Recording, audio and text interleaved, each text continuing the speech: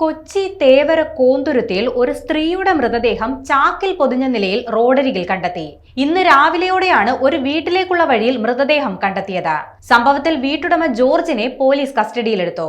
മൃതദേഹത്തിന് സമീപം മദ്യലഹരിയിൽ അബോധാവസ്ഥയിൽ ഇരിക്കുന്ന നിലയിലായിരുന്നു ജോർജ്. പിന്നാലെ പോലീസ് നടത്തിയ അന്വേഷണത്തിൽ വീടിനകത്തു നിന്നും രക്തക്കറ കണ്ടെത്തിയിട്ടുണ്ട്. വീടിനകത്തു നിന്ന് മൃതദേഹം വലിച്ചു പുറത്തു കൊണ്ടുവന്ന രീതിയിലാണ് രക്തക്കറ കണ്ടെത്തിയത്.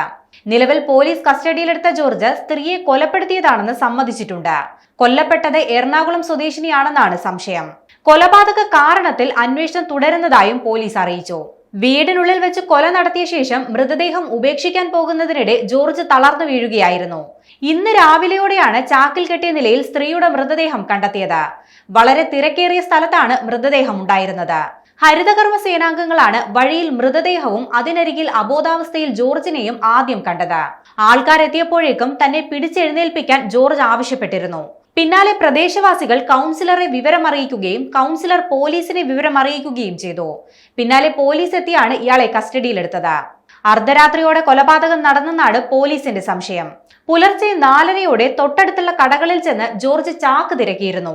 പട്ടിയോ പൂച്ചയോ ചത്തുകിടക്കുന്നുണ്ടെന്നും മറവ് ചെയ്യാൻ വേണ്ടിയാണെന്നുമാണ് ജോർജ് കടയിൽ പറഞ്ഞത്.